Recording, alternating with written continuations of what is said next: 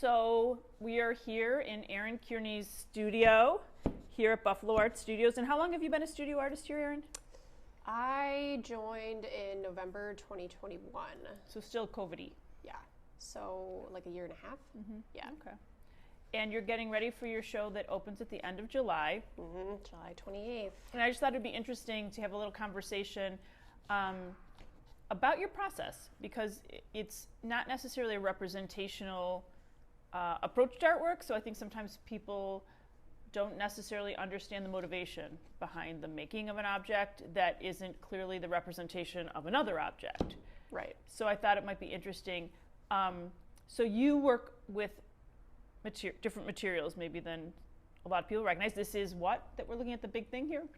The big thing is a 4x8 piece of drywall, and then I've kind of created this process where I pre-drill all of these holes in rows that kind of line the vertical of the board, and then I am basically like pressing cotton cord into the holes to create enough tension to make a loop, and then this is a series of loops which ends up creating this like knitted pattern. So one side ends up being the knit and the other side ends up being the purl, which is like technical crochet terms. Mm-hmm. Okay. And then, but this is not your first venture into drywall and drilling. Like this is right. a material you've used consistently for a few years now. Yeah. Yeah, and I think for me, making non-representational sculpture, I mean, I'm definitely a materials person, and I get really, really intrigued and curious in process over trying to make an image of something, right. Or something that is more representational.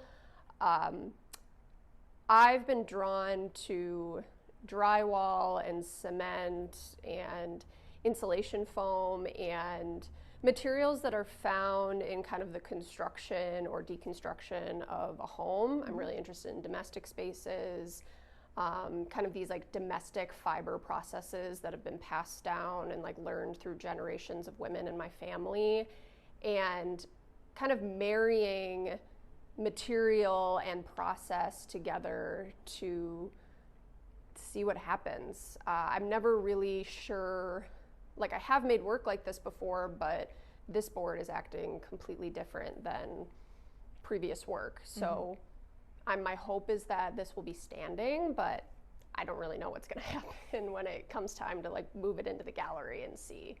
So you're doing, you're taking some risks. I think that's something that people don't always understand as part of process, right? Like you certainly have the capacity to put a meticulous grid, right, and to drill according to the meticulous grid, etc. But that's not what you did. No. How did you go about the process of the drilling?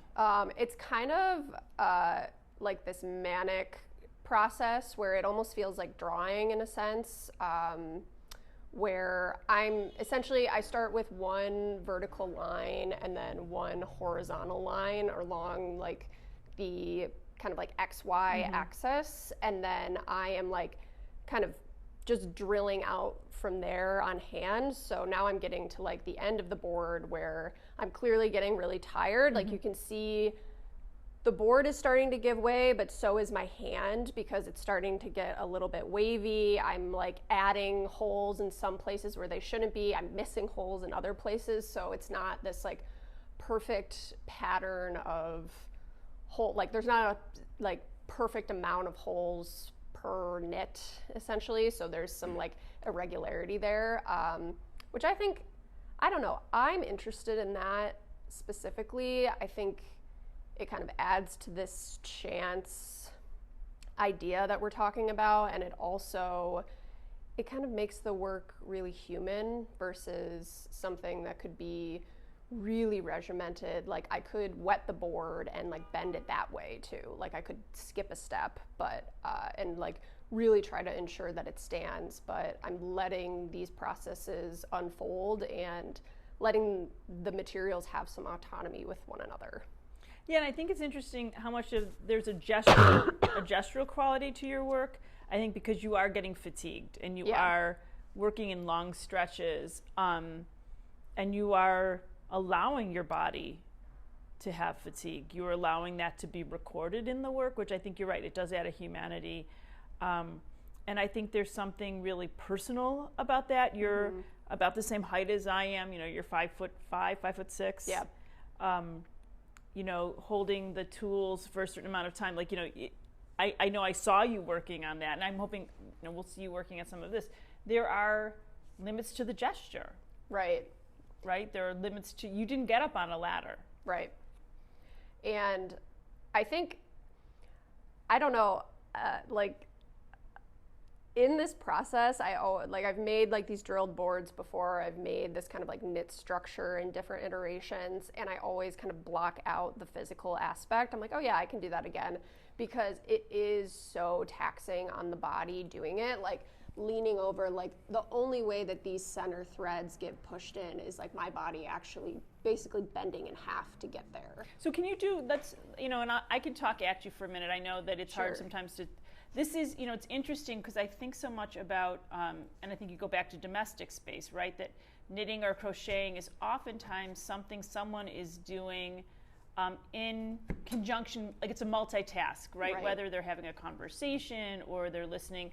I know a lot of people who work in fiber that make textiles or, you know, hats or scarves. Maybe they're listening to books on tape or they're watching TV, they're doing something else. But because you've increased both the scale and the material, you know, this is really taking two hands and your full attention in a way. It's not simply a sort of an automated gesture that maybe a traditional crochet. And I think is it because there's only one needle, which you're not using all? Is that what you're using? Like this, I actually don't know what this is.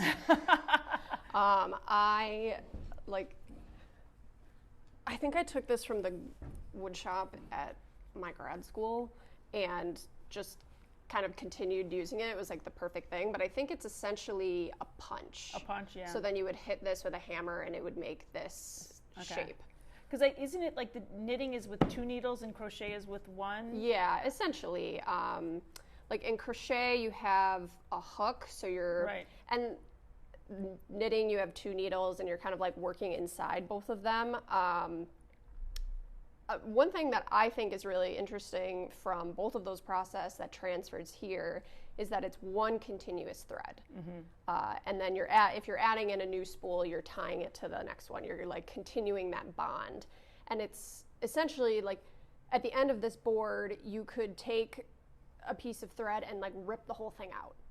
Like a zip cord. And how much, and I think that's an interesting, we've talked about time, like the instance of time in your work, that this thing that's going to take, you know, you've been working on this for weeks. Yeah. I think I'm in the like at least 1 month, if not like pushing on 2. But could probably be undone in 2 or 3 minutes. Right.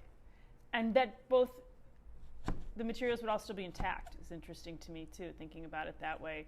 But it's, you know, as you said, it's deeply physical, but you are disciplined. I mean, you are, when you look, to me, there's a wonderful quality almost of a landscape, or it feels very organic, the way sand, you know, with something like a tide or wind. There is, beautiful. I think because of that gesture,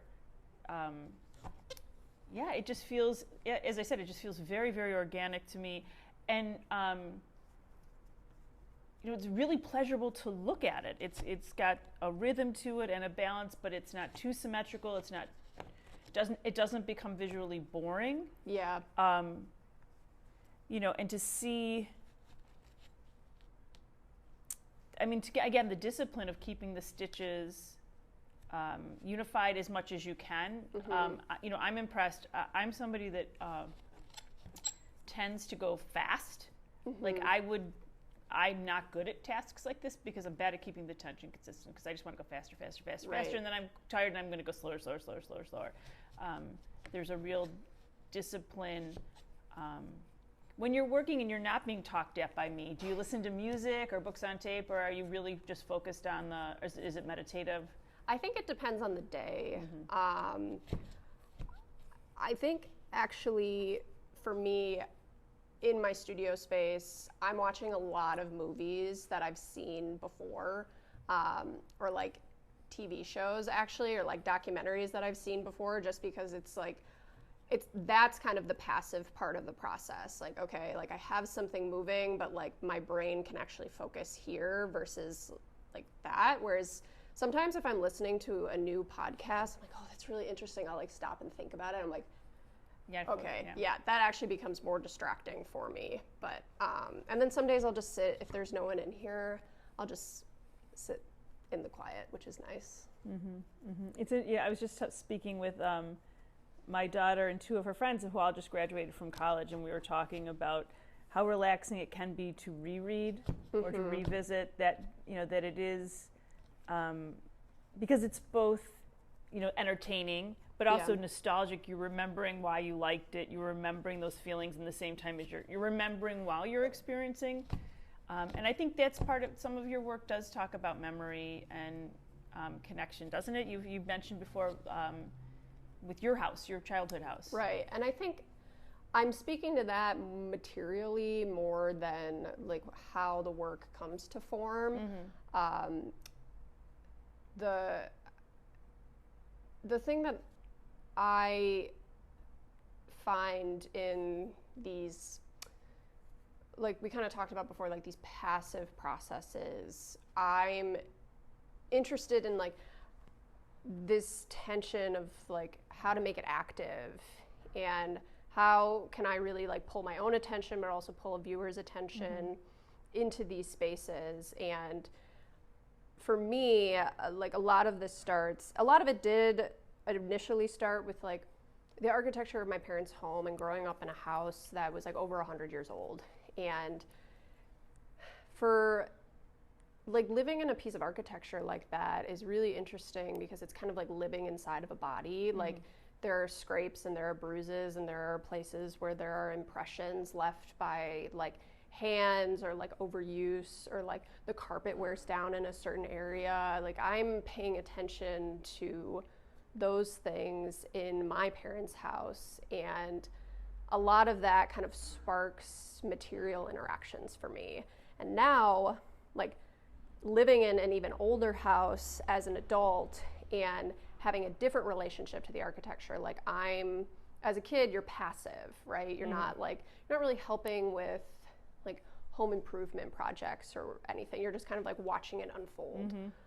As an adult now, living in a house that needs a lot of like TLC and needs a lot of repair, I'm coming to these materials in a really different way, where I'm like, it's like me and my partner, and we're like, we're filling in gaps, and we're trying to like fill holes in and like re-spackle walls and like kind of build up this architecture to get it back to where it needs to be like functional and structural. And I make that sound like more exaggerated than it is. I'm not living in a decrepit home,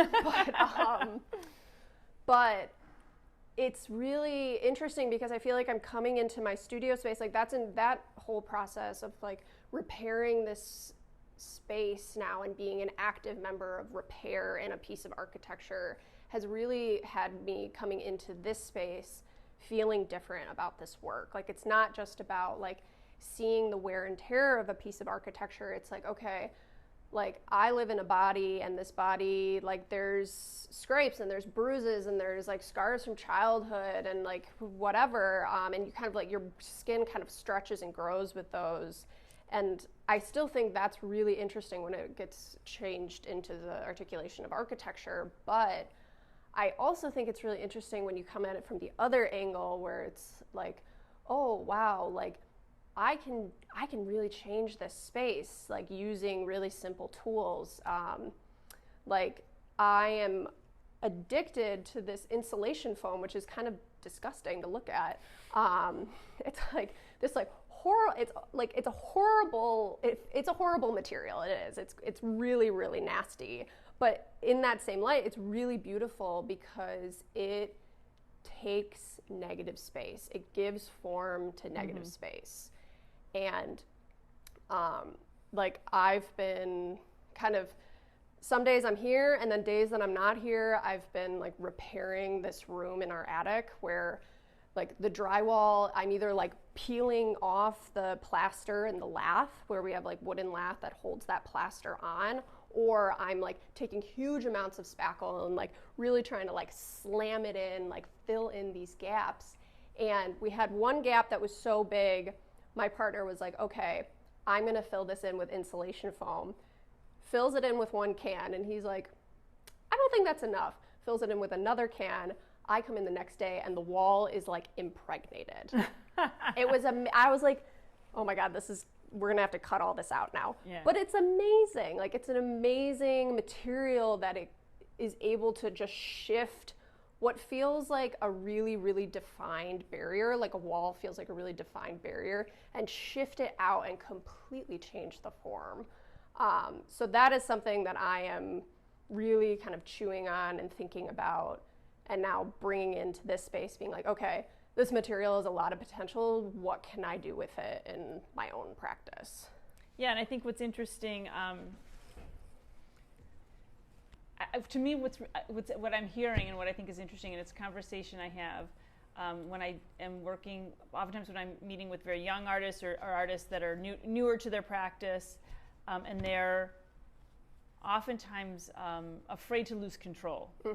And I do think something that's wonderful that happens at a certain point in the practice is when not only is an artist willing to let go of some, but also sees, which I think is what you're sort of experiencing with the foam, the potential of not no control, but limited control, right? Like that, what happened, well, what can happen, what if I do this? And, I can see that, kind of even using the foam and seeing over time, especially when you're not there, right? You know, that's sort of what's the crazy part of it too. You left one way and you came back and it was another. Yeah. But how would it move through the holes, or, what I know I see some places in your studio where you're playing with pushing things through different fibers and different meshes. Yeah. Now, you think you're going to include any of the woven basket type items in the show, or do you think it's going to be mostly these larger scale pieces? I'm not sure. I'm in this phase, and I feel a bit under the gun now, obviously, because the show is. Because you are. Yeah, because I am. But it's been, I've known about this show for a year, and it's been so many tests. Like I've been just making and like living off of these like urges of like, okay, I'm gonna try this with this material, and then I'm gonna do like 3 other things with it and see what sticks, basically. Just like throwing a bunch of darts at the wall. And I still really feel like I need to stay in that space until like I get to July, where I'm gonna be shifting some of these like fiber tests a little bit bigger.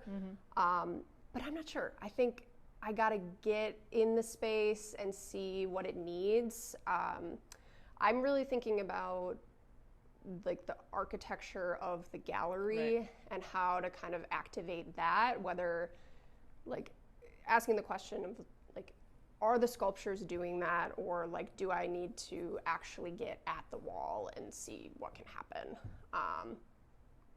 Unsure.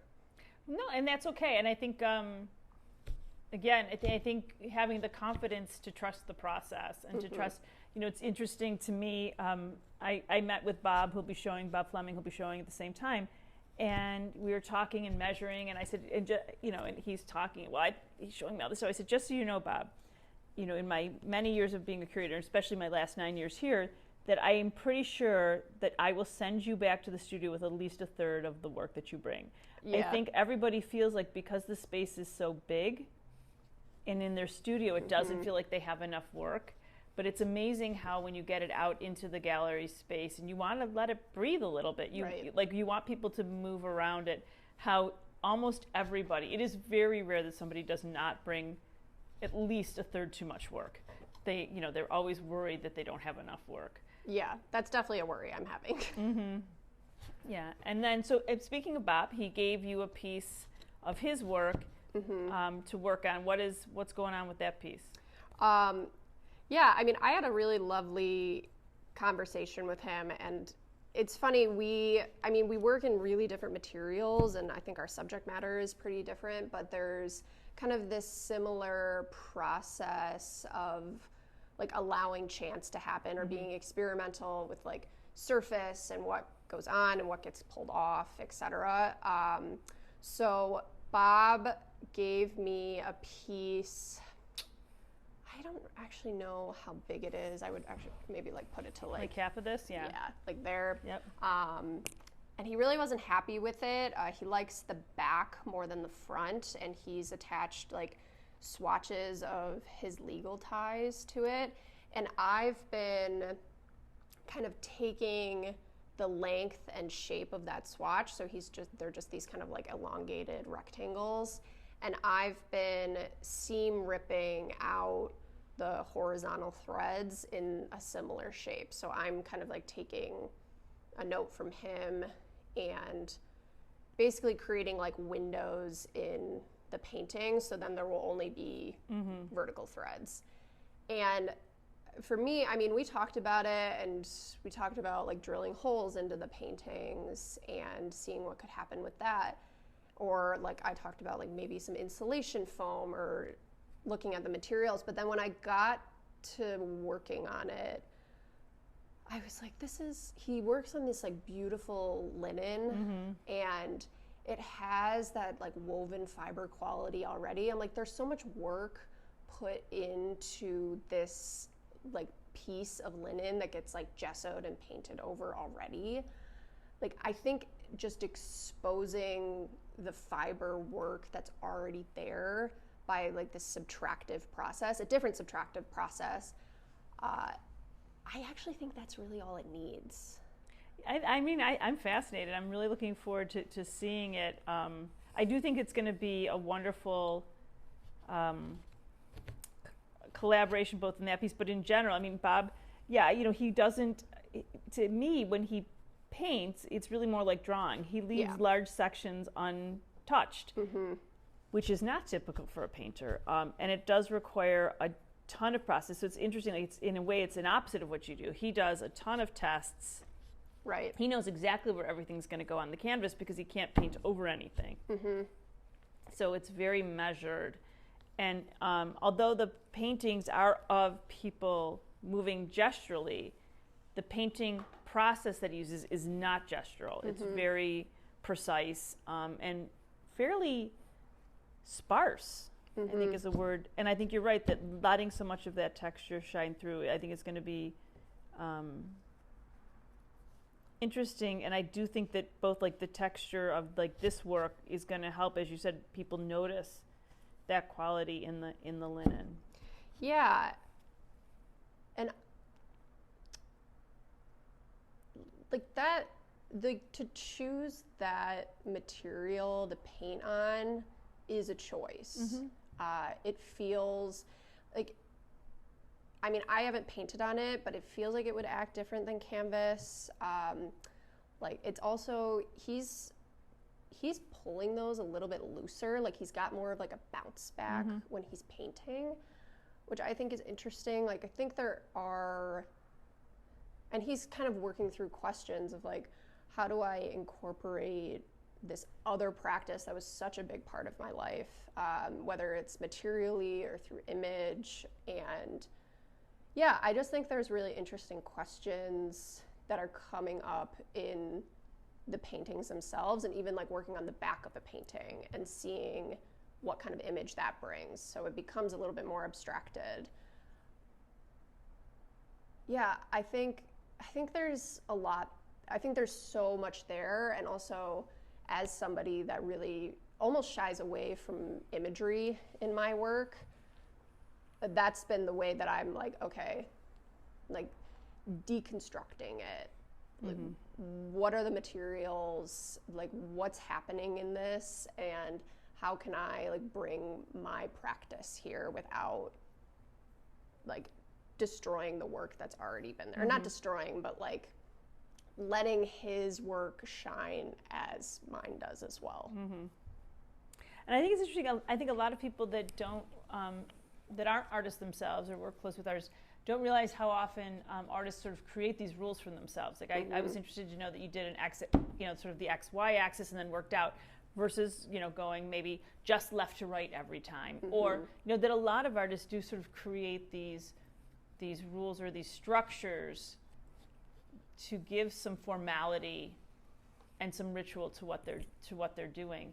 And oftentimes it's not completely evident. You have if you didn't ask, you wouldn't necessarily know. Now I know you've got a Band-Aid on your finger, as you told me. That was a cheese. That was a hostessing incident, not a studio incident. No. But I mean, how much do you feel like this?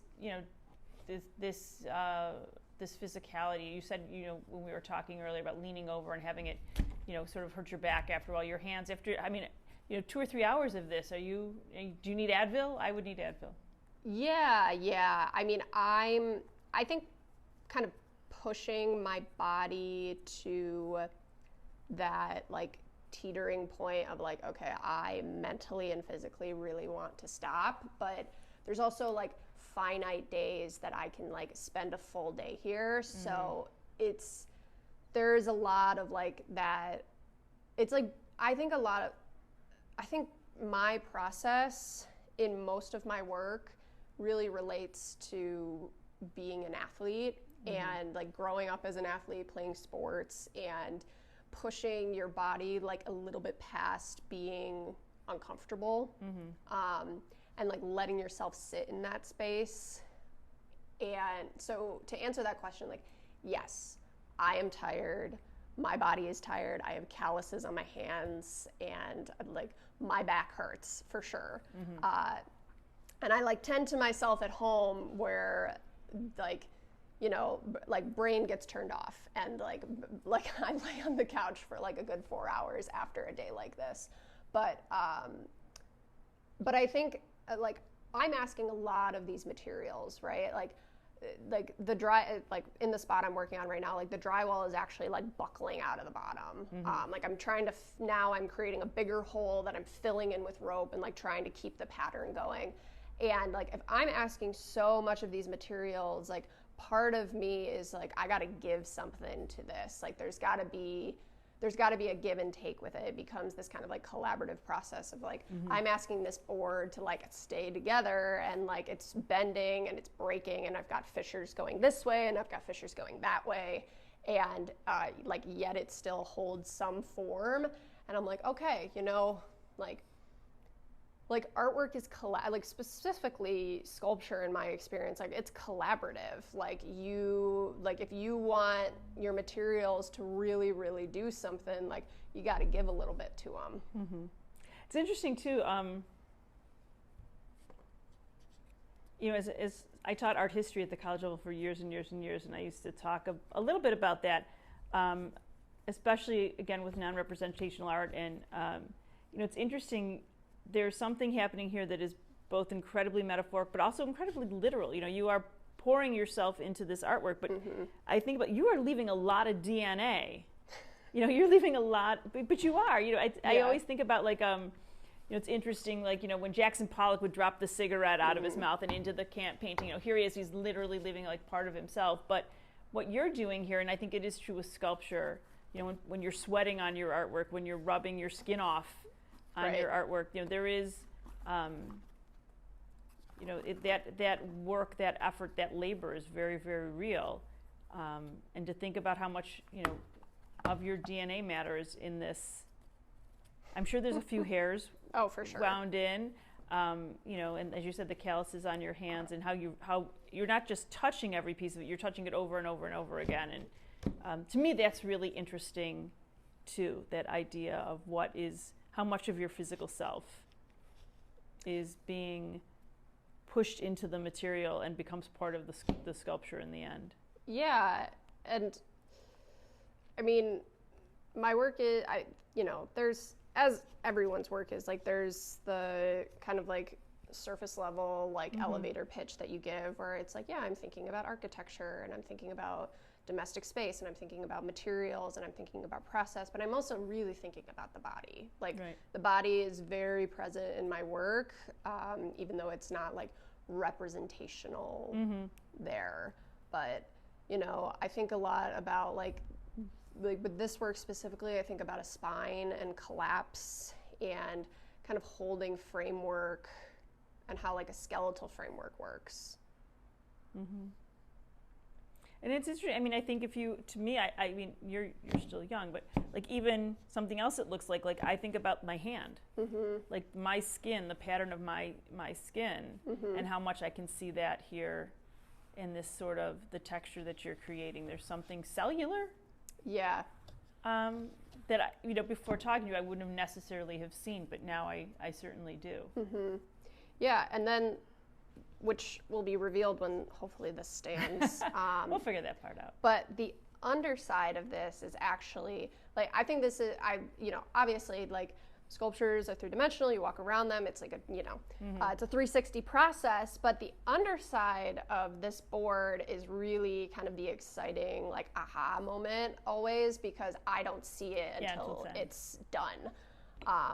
But then it kind of, it takes on this, like, abstract, like, I think I've seen that texture before, but maybe not, like these like pustule knots of like kind of being pushed through this and like on the brown side of the yeah, drywall. So there's interesting contrast there as well. Well, I think that's a good place to end, because I think it'll be really exciting.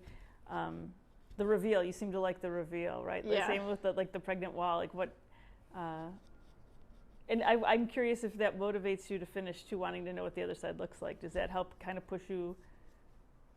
Yeah, I mean, I think the timeline is pushing me, to be honest. I think the timeline is pushing me more than anything. And also I have like, I've got like 2 more like big experiments that I want, at least 2 that I want to try. And I'm like, okay, you know, like second week of June, like I gotta get moving, like this thing's gotta be done. I think for me, I'm always looking at these processes and these materials and trying to set up conditions for chance to happen. Like how can I talk about like this, I kind of mentioned the word collaboration or collaborative, but I really do think that in my work, like I'm really trying to choose materials and processes that have autonomy. Like it's not just me making something that I like think will work. It's more kind of diving into a process, getting really, really, really enveloped in it and seeing what happens. Yeah. Well, I'm looking forward to see what happens too. Me too, yeah. I hope it stands. I really hope we'll figure it stands. That's the easy stuff. We'll figure that out. We'll figure that out. And if we don't figure it out, we'll call Gareth. Yeah, perfect. All right, terrific. Well, I think we're just going to end there.